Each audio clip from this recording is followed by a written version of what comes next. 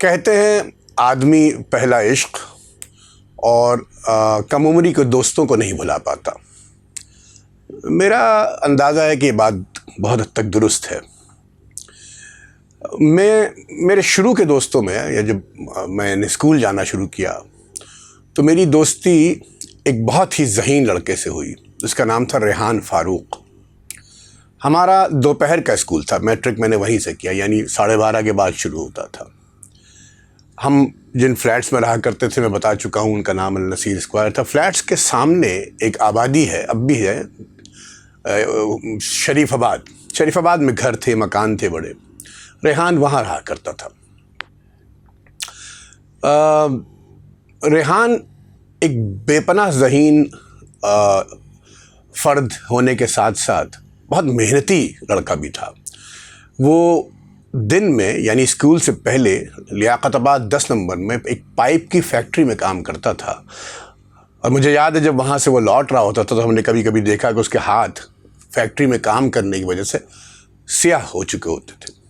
پھر وہ ہاتھ منہ دھو کر اور کپڑے بدل کر اور یونیفارم بدل کر اسکول آتا، کلاسز اٹینڈ کرتا، اور شام کے وقت اسکول کے بعد ہم جیسے نالائق دوستوں کو فزکس، کیمسٹری وغیرہ بھی سمجھاتا کہ یہ بلا ہے کیا. ریحان کے گھر جب میں نے جانا شروع کیا، یعنی یہ میں بات بتا رہا ہوں جب میں میٹرک میں تھا، تو اس کے ہاں ہم نے شطرنج کھیلنا شروع کیا. میں نے وہیں شطرنج کھیلنا سیکھا. اب میں بھول چکا ہوں، اس کے بعد سے میں نے شطرنج نہیں کھیلا. اور چھوٹا سا ان کا ایک گھر تھا اور ان کے گھر میں کتابوں کا ڈھیر تھا. جگہ جگہ شیلف پر کتابیں تھیں. میں پہلی بار کتابوں سے جو میری اتنی زیادہ کتابوں سے آشنائی اس کے گھر میں ہوئی. ان میں ساحل لدھیانوی کا کلام، کیفی اعظمی کا کلام، برٹن رسل کی کتابیں، کارل سیگان کی کتابیں. یہ نام میں نے وہاں پڑھے. کتابیں تو نہیں پڑھ پایا لیکن نام میں نے وہاں پڑھے. ریحان کے ایک بڑے بھائی تھے جو میں اکثر شام کو دیکھا کرتا تھا کہ وہ کرتا پاجامہ پہنے باہر کی طرف کہیں کھڑے ہو کر گیٹ کی طرف تک، کہیں آسمان کی طرف تک رہے ہوتے تھے. بہت نفیس سے سنجیدہ سے شخص. ہمیں بعد میں معلوم ہوا کہ ان کا تعلق ایک کراچی کی مقبول سیاسی پارٹی سے تھا. ہم چھوٹے تھے، ہمیں ان چیزوں کا علم نہیں تھا. زندگی آگے بڑھی. اور یہ بھی بتا دوں کہ ریحان اتنا اس وقت میٹرک میں کیا سمجھ بوجھ ہوتی ہے بچے کی، لیکن ریحان کبھی کبھی ایسی باتیں کیا کرتا تھا کہ ہم تعجب یعنی ہوتا تھا. یعنی وہ باتیں جو آج کل میں دیکھتا ہوں کچھ پوڈ کاسٹرز ہیں، مزمل اور ڈاکٹر تیمور وغیرہ، اس طرح کی باتیں وہ کیا کرتا تھا، یعنی ارلی 80s مڈ 80s میں. خیر وہ باتیں نہ اس وقت سمجھ میں آتی تھیں نہ اب آتی ہیں. میری زندگی کسی اور ڈگر کی زندگی ہے، مگر بہت ذہین لڑکا تھا. پھر یہ ہوا کہ ہم جب کالج میں آئے تو چونکہ وہ ذہین تھا، اس کے نمبر زیادہ آئے، وہ اچھے کالج میں چلا گیا. میں اپنے حساب سے میرا ایک کالج میں داخلہ ہو گیا، تو ملاقاتیں کم ہو گئیں. اس کے گھر ایک آدھ بار گیا تو معلوم ہوا کہ وہ گھر پر نہیں ہے، تو تعجب ہوا. پھر کسی سے مجھے یہ علم ہوا کہ ریحان کے جو بڑے بھائی تھے، چونکہ وہ ایک سیاسی پارٹی کے کارکن تھے، تو کچھ لوگ ان کے خلاف تھے. تو اکثر ان کے گھر پہ ان کو بلانے کے لیے، غالباً پکڑنے کے لیے لوگ آیا بھی کرتے تھے، مخالف پارٹی کے، پولیس کے وغیرہ وغیرہ وغیرہ.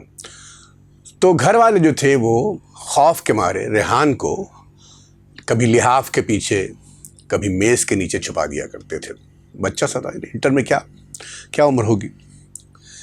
اور یوں زندگی آگے بڑھی. ان کے بڑے بھائی کا انتقال ہو چکا ہے. اور پھر ریحان اپنی ذہانت کے بل پر اس کا داخلہ NED یونیورسٹی میں ہو گیا اور اس انجینئرنگ اس نے پڑھنا شروع کی. اور میرا گمان ہے کہ وہ انجینئر بن گیا، کیونکہ بعد میں ہمیں علم ہوا کہ وہ اور اس کی پوری تمام فیملی امریکہ شفٹ ہو گئے.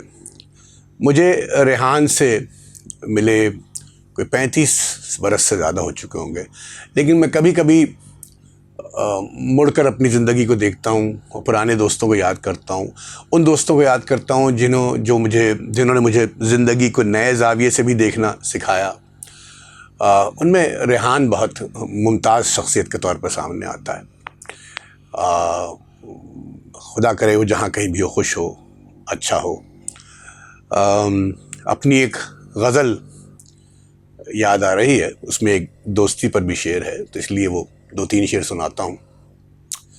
کیا کچھ ہے جو ہوتا نہیں، کیا کچھ ہے جو ہوتا نہیں، دل اپنا پر لگتا نہیں، دل اپنا پر لگتا نہیں۔